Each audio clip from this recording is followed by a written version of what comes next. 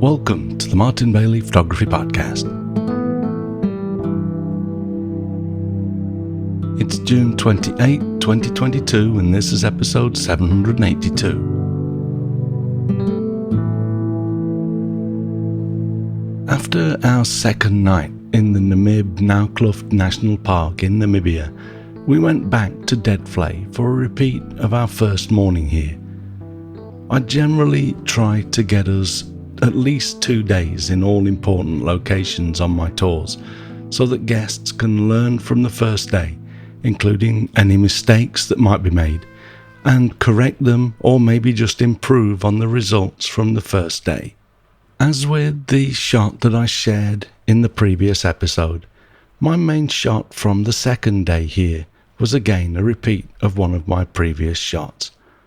I love just being here and sharing this location with my guests, so although I don't necessarily need more Dead Flay shots, it's nice to shoot here. I also enjoy updating my own images with shots from the new gear that I am using at the time. If you want to hear more about why this scene looks the way it does, listen to the previous episode, which you can find at mbp.ac/781. And to follow along with this week's images, go to mbp.ac/782. Again, at the end of this day, we went back out and walked to a dune, which I wanted to stress was also not Dune 45. Dune 45 has become the typical tourist trap, which you can drive right up to and generally is covered with people or at best their scattered footprints. So it's far from the best dune to visit now, although one couple at our lodge tried to tell a member of my group that we had not visited the best dune. Bless them. I particularly like the way the orange fades into black shadow after the crest of this dune, and the gradation in the face of the dune at the bottom right corner. My settings for this were f14 with ISO 100 and a shutter speed of 1/10 of a second, so you can tell that we were very near the end of the day as the sun started to drop behind the smaller dunes on the opposite side of the valley.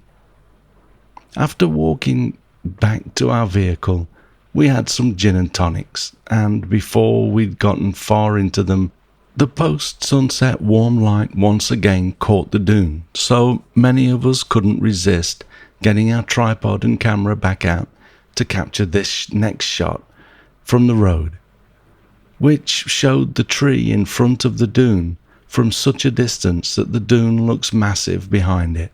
And the contrast between the dark and light side of the dune was probably the best I've seen.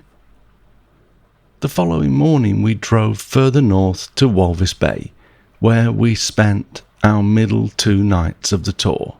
This is almost like a holiday within a holiday, as we drop the pace of shooting a little and enjoy the wonderful hotel there.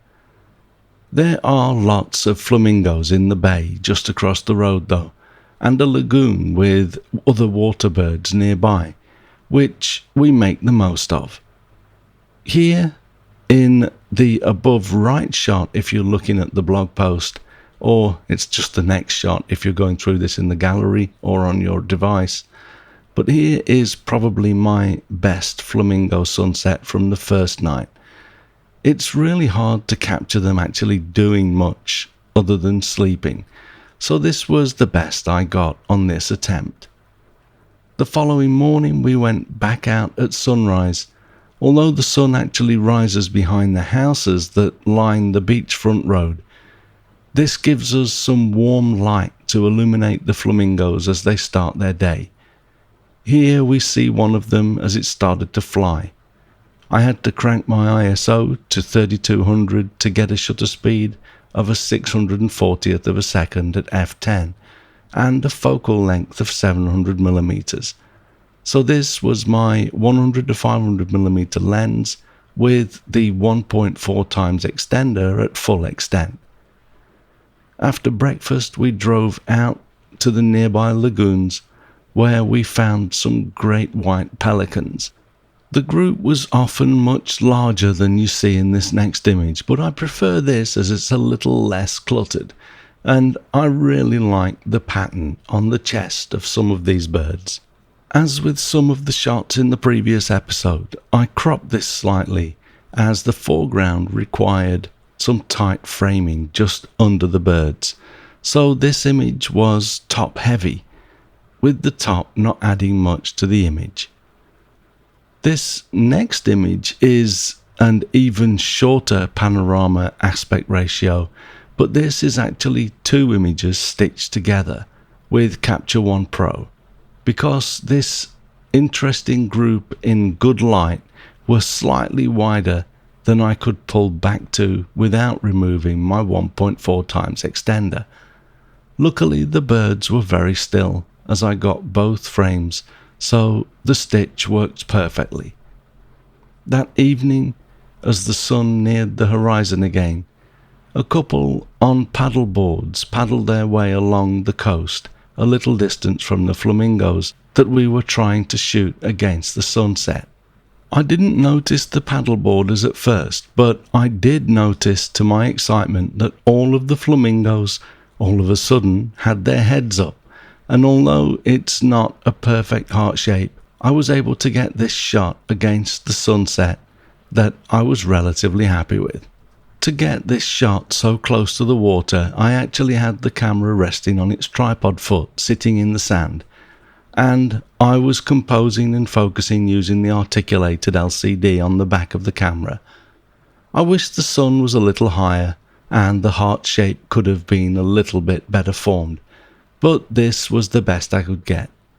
I feel as though I'm close to getting something really special here now though, so hopefully next year. The following morning we set off again heading north, this time up the Skeleton Coast, heading to Palmbach, where we'd visit the Himba people, and hopefully continue to see wildlife as we drove around. Towards the start of the journey we stopped at the Zayla shipwreck, and I used a 10-stop and a 3-stop ND filter nested together for 13 stops of extended exposure, giving me a 51-second exposure, making the sea smooth over, as you can see in this image. We did some wildlife as we neared Palmbach, but the light was a little better the following morning as we drove towards the Himba settlement, and I got this shot of an adult and small zebra on the plain at the side of the road. I like that they are obviously aware of us but still seem relaxed, and that the adult zebra has a lovely catchlight in its eye. Okay, so that's our 10 shots for part 3 of my complete Namibia trip report.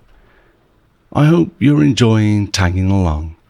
We will complete this series in part 4, and then I plan on sharing a tutorial on how I'll put together a slideshow of images just from this trip, along with some of the video clips that I shot mostly of the wildlife. I continue to be amazed by the Canon EOS R5 and how it gives me the ability to shoot video handheld, even with very long focal lengths.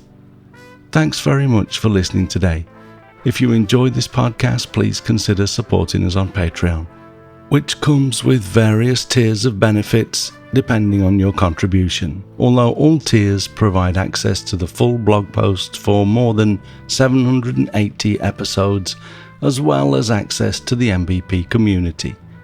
For further details, check out our Patreon page at mbp.ac/Patreon. You can find me on Instagram, Facebook, Twitter and LinkedIn, and links to everything that I'm up to are at martinbaileyphotography.com, so do drop by and take a look. I'll be back next week with another episode, but in the meantime you take care and have a great week, whatever you're doing. Bye bye.